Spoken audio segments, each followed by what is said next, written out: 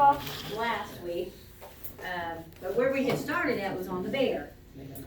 Again in Daniel chapter 7, 5. We've already discussed the lion beast, and what I want to bring in today is how they both got started. And when one began, and was dominant, then there was another one that came up next to it. Now, in Daniel chapter 7, we talked about in verse 4, what nation would you consider, by what we talked about, would be that lion beast? England. Now, the offshoot of England, one of the lions, who would you say that would be? Good morning. Good morning, sorry. The one that had eagle's wings that plucked itself up. Yes. The U.S. The U.S. That's where we would be there. Now, you also have another one. Let me see. Number 5. 7, 5. Daniel chapter 7, verse 5. And behold. And now remember, the word behold is not this, one of those kind of things. Behold just means look. You know how we say, hey look, hey look. That's the word, the old King James, behold. So he's saying right here,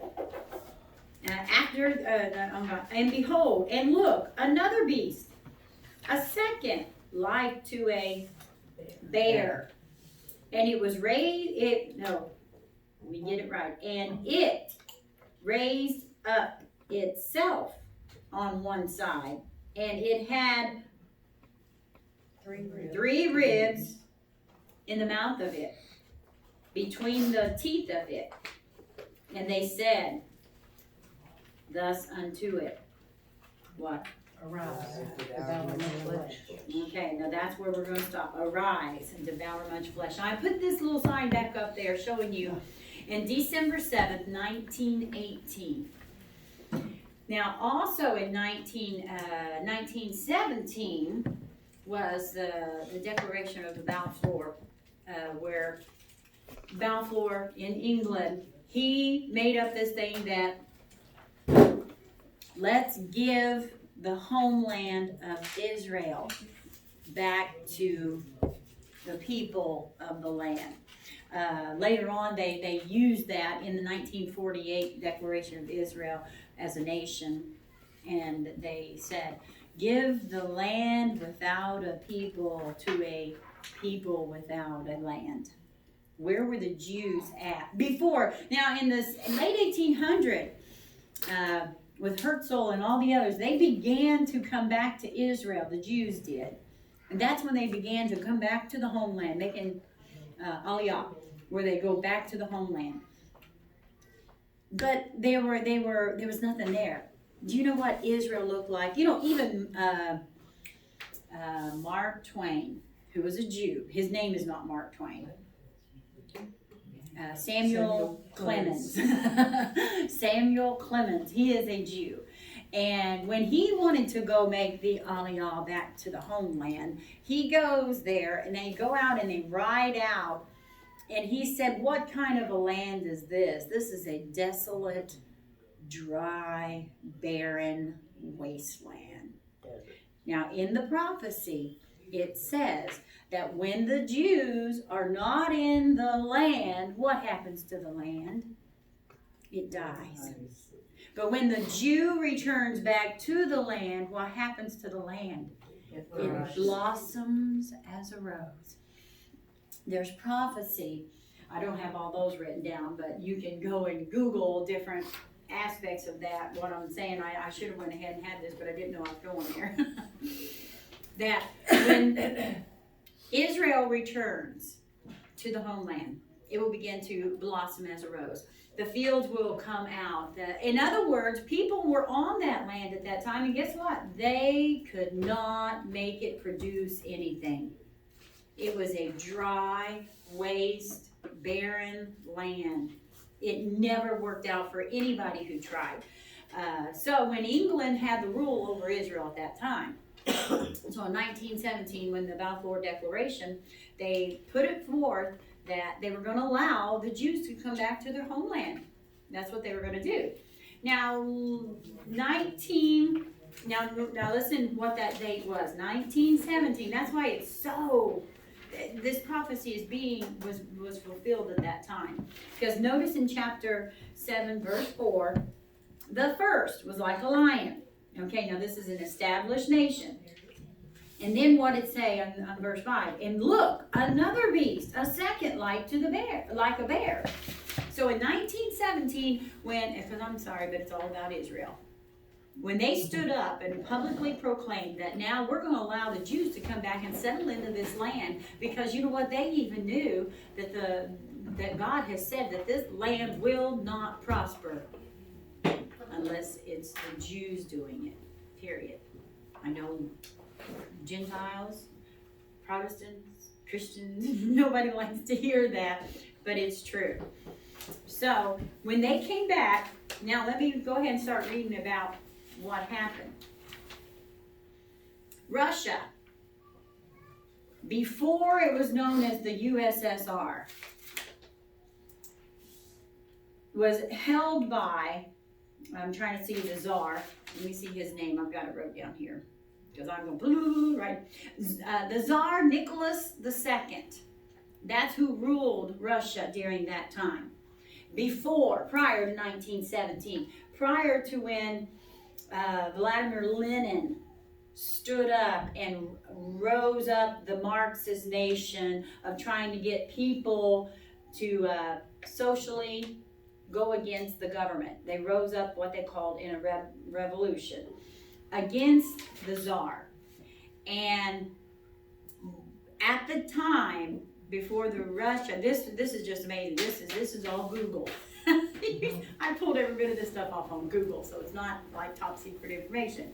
So at the time when all this revolution happened with Lenin, guess how many parts Russia was made up of? Well, that's what I thought. It was just in a territory that had parts of it before it became the devouring beast and devoured all these countries, 15 different places.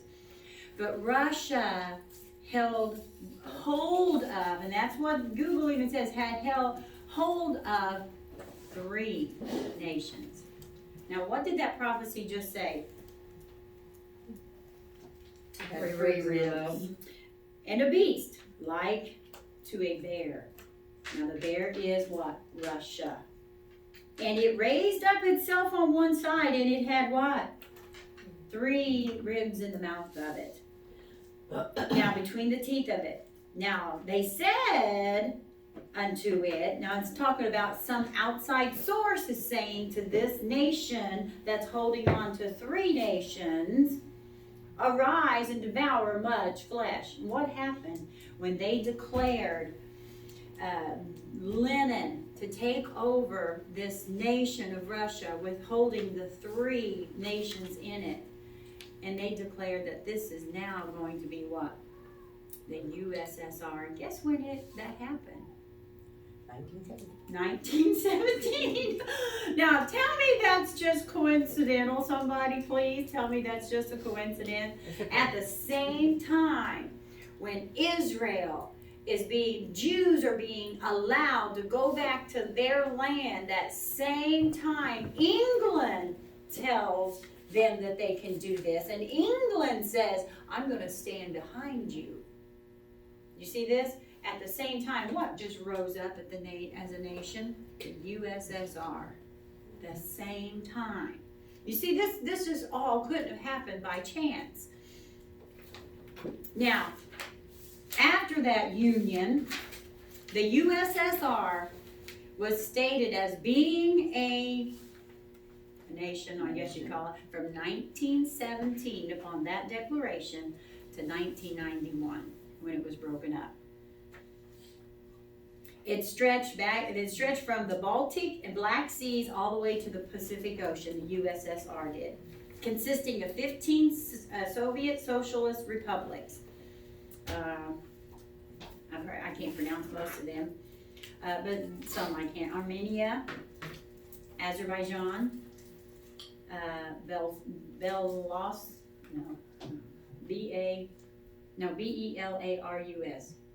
Belarus. Okay, yeah, I've heard that. Now, see, I couldn't pronounce it. Estonia, Georgia, Kazakhstan,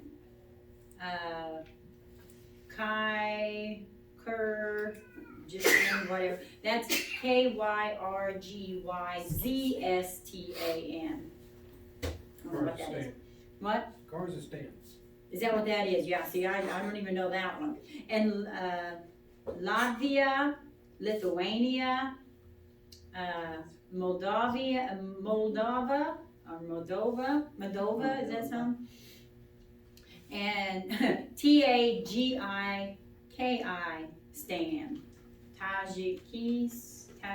Tajikistan, maybe, I have no idea. And then we know Ukraine and Uzbekistan. Does anyone know what the stan in Russia means? Well, we need to use that for homework, don't we? Because they all have stands on them, you know. So what does that mean? Maybe land? I don't know. I don't know, but it's definitely Russian. Now, even under the USSR, Moscow was the capital, and it still is even today. As for Russia, it's still the capital. Now, we know that Vladimir Lenin was the one who rose up in this revolution and began USSR in 1917. But what a lot of people don't know, when we think of one of the worst Holocausts and the worst things in history, who do we think of? Hitler. Hitler. And who? Germany. Yeah. I mean, doesn't that always come to your mind? If you say, who is the worst perpetrator of bloodshed known to mankind in our history, modern day history, what would everyone agree on? Hitler. Hitler. And Germany, Nazi. Well, guess what? Russia was worse. Nothing compared. Stalin. Nothing. Germany wiped out, yes, over 6 million Jews, but that was nothing. They had 7 or 8 million of all the other people who just didn't agree with their ways, the gypsies, they people who had handicaps. But it was like 7 or 8 more million. So, okay, let's top it out. 15 million people. No, let's give Germany the benefit of the doubt. I'm not looked that up. What if there was 20 million people slaughtered by Germans? What if? Let's just go there. I don't think that's the right number, by far. I think it's lower, way lower than that. Russia, under the rule of Lenin and Stalin, in a 25-year period, wiped out over 100 million people. Do you know how many a million is? We're talking 100 million people. That's documented on every website you go to. Now, how many of us were taught that in school? Nope. You know why? Because both of these men were Marxists. From Karl Marx. How many of you know what Marxism is? That's what, under our last administration, Obama was a Marxist, period. That's just factual. That's the rule he went. Well, and as Hillary says too, we don't completely go with all of the Marxist ideology, but we do agree with a lot of it. Oh, that's on recording. They say that all the time. They're proud of it. Now who do we have And running? what is that? Marxist. Look it up, Karl Marx. He's the one that came up with more or less socialism. Okay. He was the beginning of it. Pre-socialism, but it's same. But it's socialistic, gathering countries under socialism to turn them into communist. Okay. His goal was communism, but it starts out with socialism. Now you know who Bernie Sanders? Mhm. We've got him running for the He's a socialist. United States presidency. Mhm. What does he say he is completely? He has no Socialism. a socialist. Do you know where Bernie Sanders' family comes from? A communist country, Russia. Do you know where he went to his honeymoon at? Do you think he went to Florida or some other place for a honeymoon? Hawaii? No, he went to his homeland, Russia. He is a communist. Now, how do these socialists get involved in, that's all they do. And if you go back and read Karl Marx with a K, look him up, read his books. The Communist Manifesto is what Hitler used, okay? That is the Communist Manifesto. That is what all communists, that's their Bible. And you know what their number one purpose is, first of all, because all communists are atheists. And the very first thing that they do, they want to destroy a nation before they take over a nation. And the very first thing they have to do, they did this in Germany also, is knock down the God of Israel. You take religion out of the brains of who? Adults? No, the children. So their work started many, many years. Oh, and before I go, don't let me forget where I'm at. But let's go back with Stalin. Not Lenin, but Stalin later. Now, Stalin was during the war.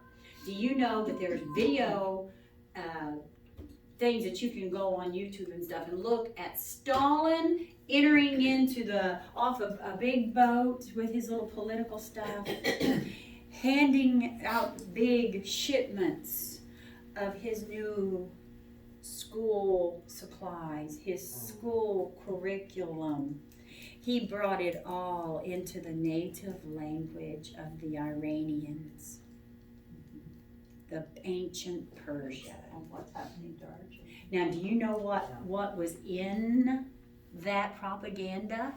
Because, you know, in Iran, they didn't have schools. They didn't have a lot of things in the out parts of it. And places like Turkey and all those other areas. Well, because he used the people's wealth. And he took and he had a whole curriculum written that debased them, that got rid of, wanted to get rid of religion, number one, put doubt in it. But the main thing it had in all of it was hate the Jew, kill the Jew, wipe out the Jew.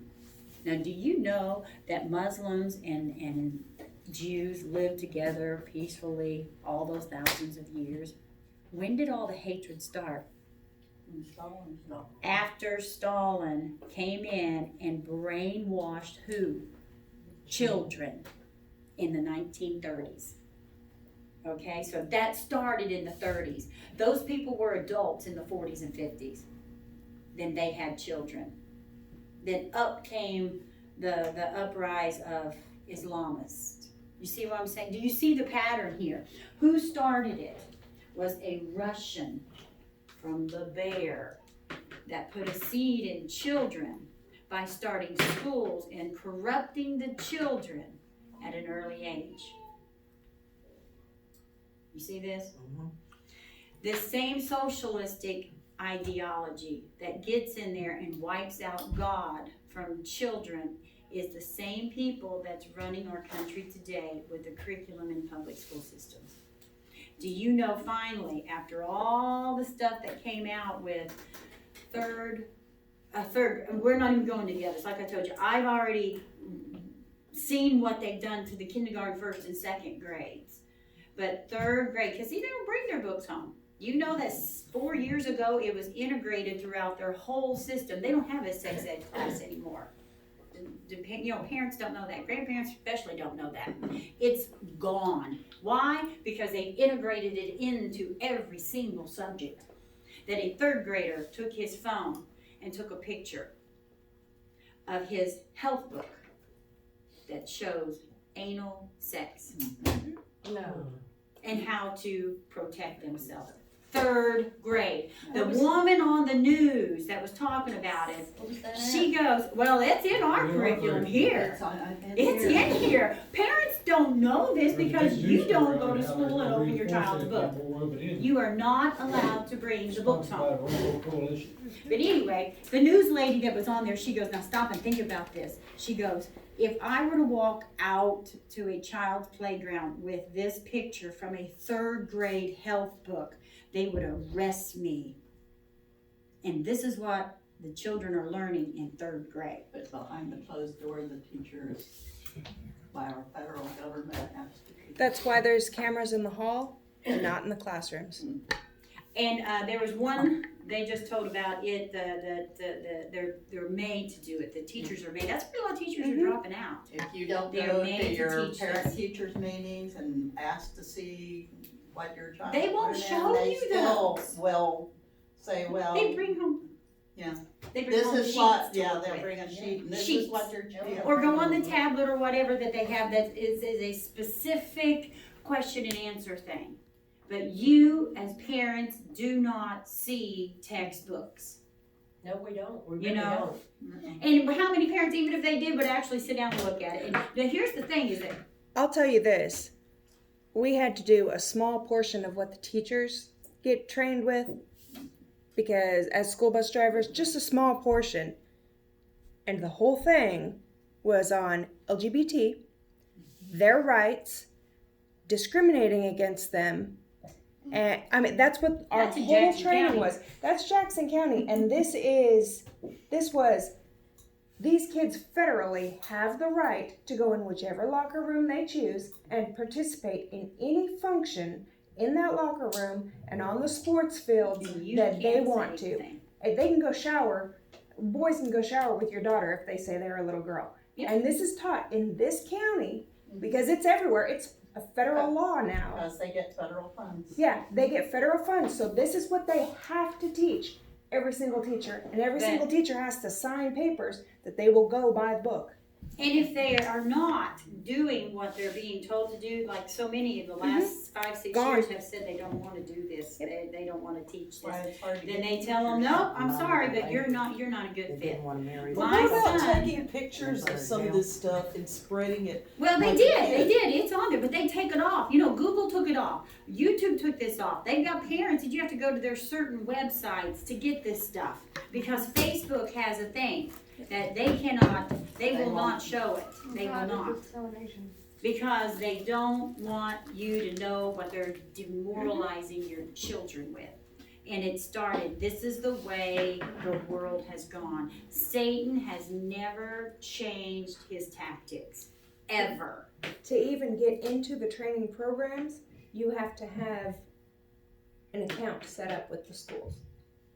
So if I wanted to view those videos at home, I have to have my school account and password and everything like that just to view those training videos. That's where we're going. Okay, now I did all that. Some people's like, well, you know, especially if people are listening, this you're politicizing things. I'm not politicizing. I'm just telling you this is what's going on. You know, and on both spectrums, hey, some of this stuff like with the school stuff, when Obama set up, now you know the person who put all of this stuff into the curriculum that we've been using now for the last 3 or 4 years.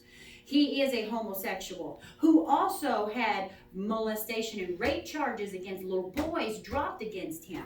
Now this is the man that Obama put up over the school district. I mean over the writing of the curriculum. You can look that up. That's no secret there. It's all known public information. Now that's who he set up to write books, which it took 2 years for him to do. And after he wrote the curriculum, had everything done, then he exited out to go back and be over the LGBTQP people again. Now that's who. Now you're seeing the benefits of what happened with his perfect little person that he put into the school system. But every single child is being demoralized, and parents will say, oh, I went, you know, I grew up in, you know, this and that, and like you taught in public school, you know. Now I'm sure even when you taught, there was probably certain things that you didn't agree with, but hey, it's nothing compared to what it's been the last 2 years. Nothing compared. It is bad. So now what it's called. The Marxism, you were asking about Marxism, it's societal, social issues, that's what they push. And what is it that children, did you hear the thing on the report on the schools today that Warren wants to make schools longer, about 8 to 10 hours a day. Did you hear about that? Yes. Okay, now you've got the busing time that are wearing kids out already. But besides all of that, 10 hours a day. they want 10 hours a day. But here's the thing, I'm telling you the God's honest truth, to get a child and teach them what they need to know, it takes 4 hours a day. They don't get recess as it is. But what are they spending all of that other time on? Social, political issues. That's all it is. It's social, political issues. They have training sessions. Training sessions in class for children to get up and pretend that they're another sex. What's that got to do with reading, writing, arithmetic? Absolutely nothing. So who is it that's doing this? It's socialism. Who has already infiltrated our country? Russia. They talking about Russia interference. They have already They brought interfered. them Yes. Now, this is what happens. Oh, and now here's the other thing with Marxism. The first thing is to demoralize the society, control the economics of it, because when you control the economics, you control people. Then you control politics. Next thing, you control media outlets. Now, are we not seeing that now? Just like the media, I had to go on there. It was a hoot. I went and I videotaped it. I put it right up on my computer and I taped it on my phone. And Abby, she goes, Mom, she goes, why don't you just screen video it? I go, oh, I don't do that. Just put the phone up. So I'm sitting on the computer and I'm videoing it like this. And Bob comes in, what are you doing? I'm like, shh. I'm videoing it. I said, because I'll take it off. And it was the newswoman's interview of the perverted, what's his name, Epstein stuff. 5 local news, not local, CNN, MSNBC, ABC, CBS, and NBC. 5. I watched all 5 of them after Fox put on the one that showed the whole interview, that, you know, where she was supposed to be on Hot Mic. Yeah.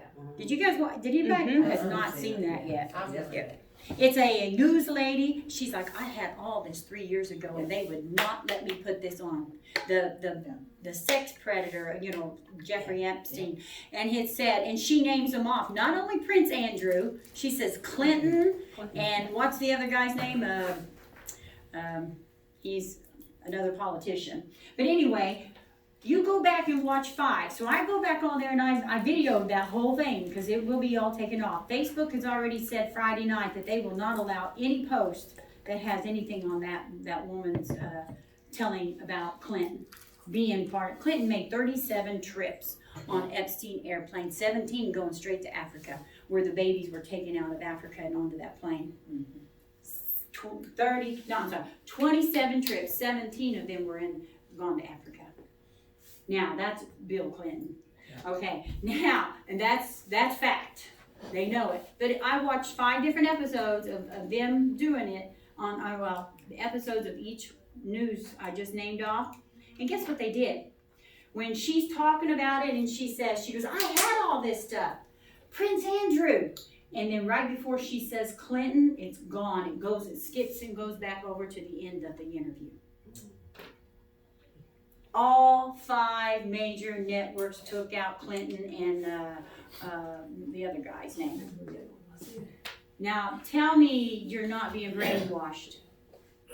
And then they turned around and said Fox News is Trump news. Yeah. That's all they want to say. What's that got to do with Trump? You know, they are brainwashing people.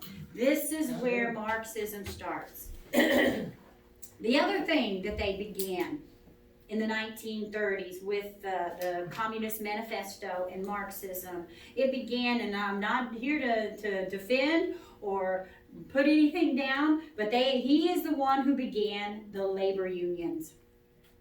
Do you know what his purpose for labor unions were? Talking them into selling their labor power in force, in other words, voting power, in trade for better wages. That's Marxism. And what do labor unions do today? They went across the board. And this is what they did back in 2015. They went and put out there exactly all the labor unions, how much does all the people, even like in the teachers' labor union, that's one they were really talking about.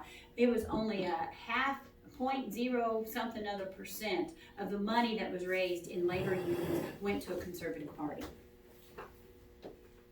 So where did the others go? To the liberal, Democratic parties. All of them. That's what they did. Yeah. That's where the labor unions went. Where do they go today? Ask people who are forced to pay those union dues. Ask people. Go to politics, politicians. Yeah, the who on one side. Only Democrats. liberal. Only liberal. Yeah. They will not support any conservative. Why? Because here's the main goal of Marxism: destroy capitalism. After you destroy religion, you destroy capitalism. Why? And then you develop, oh, now get this is a 1930s paper. Develop social science. Now, people don't know what social science, you might be able to help me better. Science is facts. Social Not science is opinion. You see what I'm saying? So what opinion did they have in the 30s that they put in every textbook? Evolution. No. You see where this is gone? Now, what does this all have to do with the price of rice in China? Well, God told us that this beast was going to rise up and devour much flesh. And that beast, that bear, has developed over 100 million lives. And where are we today in what we thought we were in a free, religious, capitalistic nation? We're being duped into socialism. Now, and who is Bernie's biggest followers? 19-year-olds. The kids, the children. Why? They don't know anything but that. They don't know. They have been taught. Now, let's But see what they else. can't reason either. They don't have common sense and they can't reason. And they can't tell you why it's. Well, I've had conversations with my niece. She's, I don't know, 20, 21, somewhere in there. And this is what she follows by the book. And I can Repeat. explain things and show her proof of things. And she can't comprehend it. Comprehend. She cannot comprehend it. She has been brainwashed with all this so much. She cannot comprehend Yeah. what I can prove to her, Mhm. you know? Common Well, sense that's says facts, went out the door. Mm-hmm. But with socialism, this is how it starts. Do you know in a country that at one time had over how many of the percentage of people believed in a religion of some sort or stuck to a faith of some sort? It's down now. We're talking at, they said the levels are now in our country when they took a poll. People who say that religion plays a portion or a factor in their lives, 48 to 52%. Do you know that was nothing